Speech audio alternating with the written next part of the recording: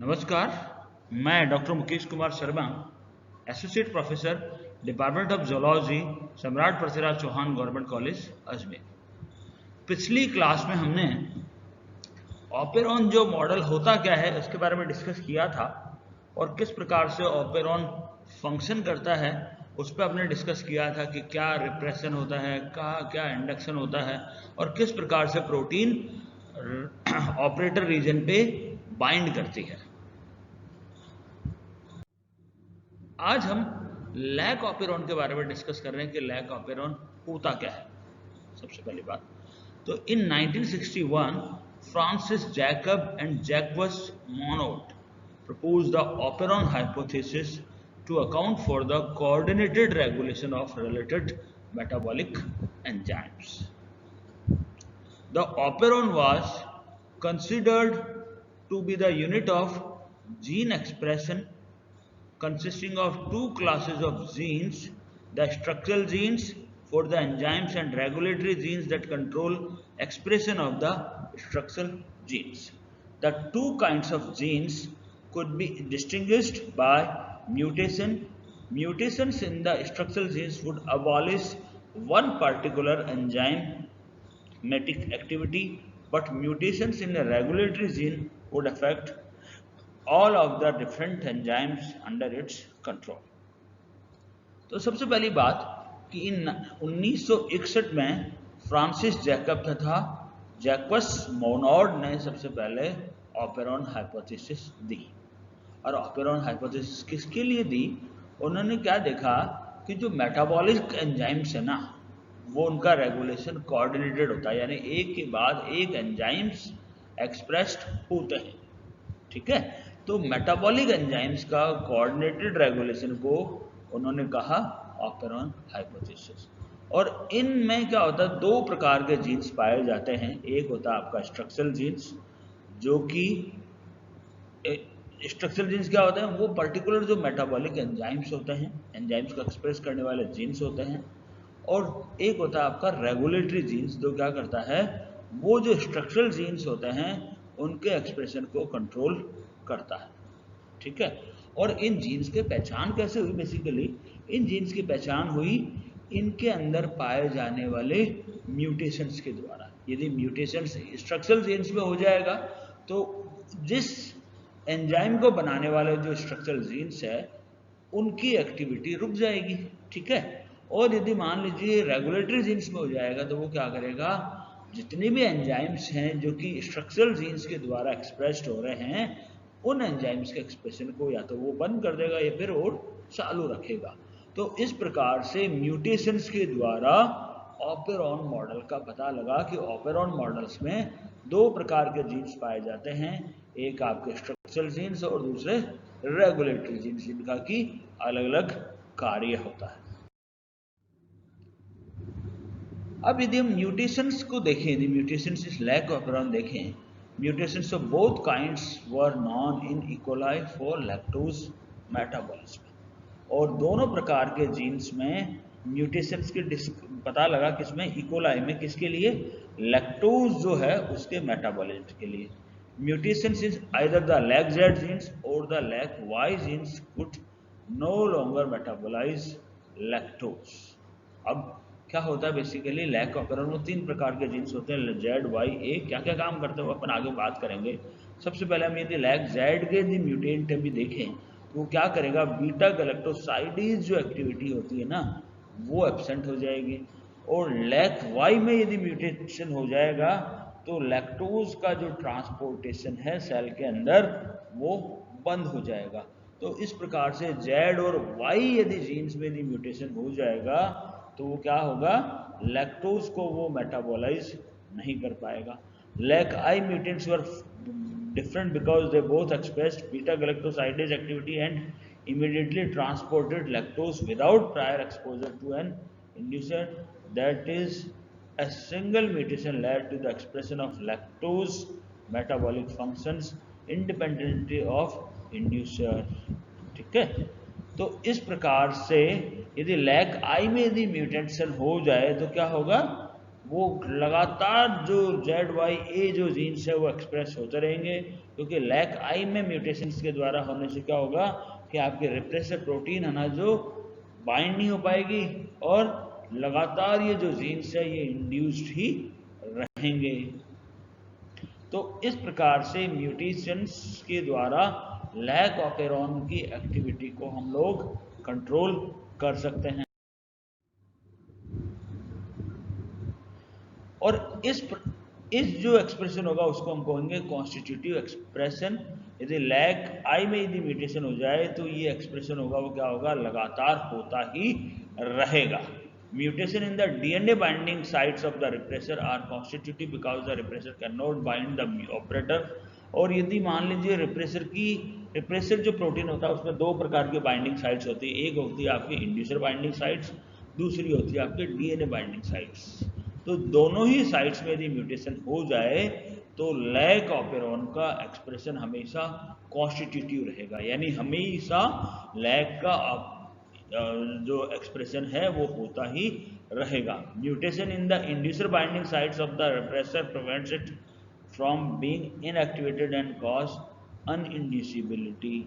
और यदि मान लीजिए इंड्यूसर बाइंडिंग साइट्स में यदि म्यूटेशन हो जाए तो इसको इनएक्टिवेट होने से रोकेगा, और क्या होगा इसमें अनइंड्यूसिबिलिटी को कॉज करेगा। The lac operon includes the regulatory gene lac I, its promoter P, and three structural genes Z, Y, and A with their own promoter P, lag and operator O। तो ये जीन्स इनमें होते हैं। इनका gene का क्या कार्य होता है यदि अपन आगे ले,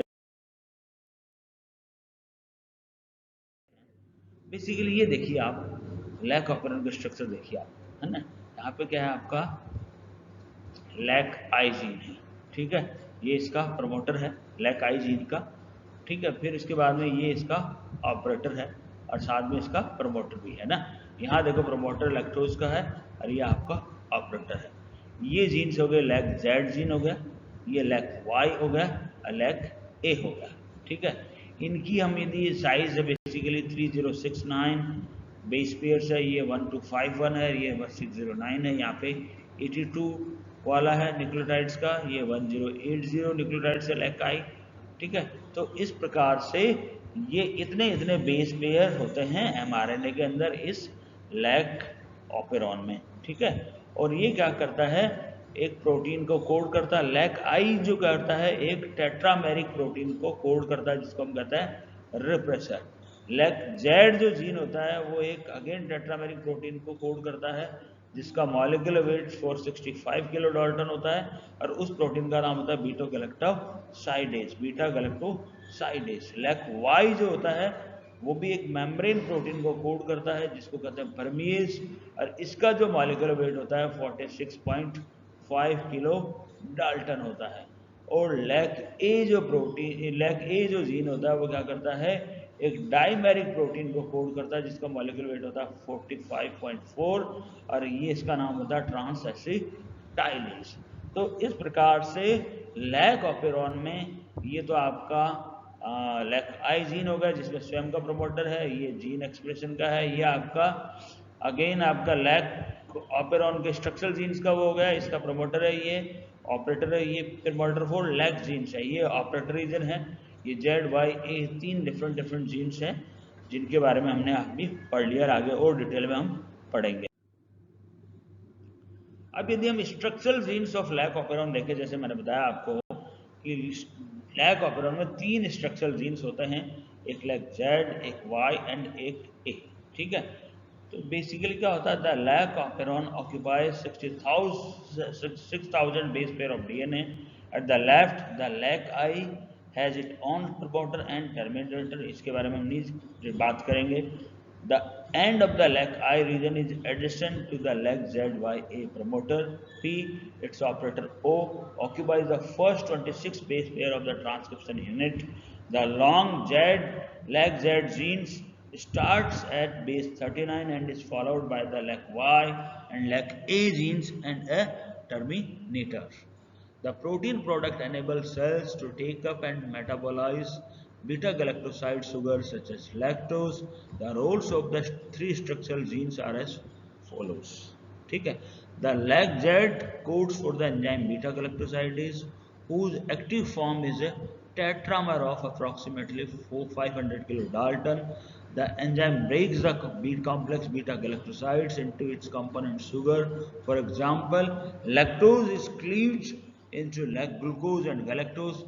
This enzyme also produced an important byproduct beta-1,6 allolactose, which, as will be discussed later, has a role in regulation. Like Y codes for the beta galactoside permease, a 30 kilodalton membrane bound protein constituent of the transport system. This transport beta galactosides into the cell. And like A codes for the beta galactoside transacetylase, an enzyme that transfer an acetyl group from acetyl coenzyme A to the beta galactosides. तो जैसा मैंने आपको अभी discuss किया कि lack जो operon है वो 3 प्रकार के स्ट्रक्चरल जीन्स को कोड करता है. लैक जेड जीन्स, जिसका मैंने बताया आपको कि वो बीटा गैलेक्टोसाइडेज एंजाइम को एक्सप्रेस करता है और कोड करता है. और बीटा गैलेक्टोसाइडेज क्या करता है, लैक्टोज को ब्रेक कर देता है ग्लूकोज तथा गैलेक्टोज में. और इसमें साथ में क्या होता है, बीटा 1,6 एलोलैक्टोज भी बनता है, उसका भी रोल होता है रेगुलेशन में. लैक वाई जो होता है वो क्या करता है, बीटा गैलेक्टोसाइड परमीज को कोड करता है, जिसका मॉलिक्यूलर वेट लगभग 30 किलो डाल्टन होता है. और ये क्या होती है, बेसिकली मेम्ब्रेन बाउंड प्रोटीन होती है. और ये क्या करती है, गैलेक्टोसाइड्स को, बीटा गैलेक्टोसाइड्स को सेल के अंदर ट्रांसपोर्ट करती है. इस वजह से हम इसको कहते हैं परमीज. और लैक ए जो जीन होता है वो क्या करता है, बीटा गैलेक्टोसाइड ट्रांसएसिटाइलेज एंजाइम को कोड करता है. और ये एंजाइम क्या करता है, एस्टाइल को एंजाइम ए से बीटा गैलेक्टोसाइड्स पे एस्टाइल को एंजाइम ए एस्टाइल ग्रुप को ट्रांसफर करता है. तो बेसिकली क्या करता है, बीटा गैलेक्टोसाइड ट्रांसएस्टाइलेज क्या करता है, एस्टाइल ग्रुप का ट्रांसफर करता है, किससे, एस्टाइल को एंजाइम ए से बीटा गैलेक्टोसाइड्स पे, यानी इसको प्रिपेयर करता है बीटा गैलेक्टोसाइडेज से ब्रेकडाउन के लिए. ये आप स्ट्रक्चर देख सकते हैं. अगेन वही, ये प्रोमोटर रीजन है किसका, लैक आई जीन का. ये लैक आई जीन का स्ट्रक्चरल जीन्स है. यहाँ पे ये टर्मिनेटर रीजन है. यहाँ पे रिप्रेसर प्रोटीन को ये क्या करता है, कोड करता है. देन ये प्रमोटर एंड ऑपरेटर रीजन किसके, स्ट्रक्चरल जीन्स के, जो कि 3 स्ट्रक्चरल जीन्स को कोड करता है, लैक जेड, वाई एंड ए. ये इनके है ना जो बेस पेयर्स हैं, 3510 ये सबसे बड़ा बेस पेयर है लैक जेड जीन का. लैक वाई 780 एंड लैक ए 825. और ये डिफरेंट एंजाइम्स को कोड करता है, ये 3 स्ट्रक्चरल जीन्स. यार ये क्या करता है, आपके रिप्रेसर प्रोटीन को कोड करता है. ठीक है, ये बुक है 11 जिसका जीन 12 है, इससे ये डायग्राम लिया गया है. इनके मैं आपको पहले लेक्चर नोट्स भी वो कर रहा हूँ, लेकिन आपकी सहूलियत के लिए मैं इनको है ना जो आपको लेक्चर भी बना करके दे रहा हूँ. धन्यवाद. आगे का हम आगे की क्लास में डिस्कस करेंगे. यदि आपको कोई प्रॉब्लम हो तो आप लेक्चर नोट्स को रेफर कर सकते हैं, या मुझे ईमेल से अथवा आप फ़ोन द्वारा कांटेक्ट कर सकते हैं. धन्यवाद.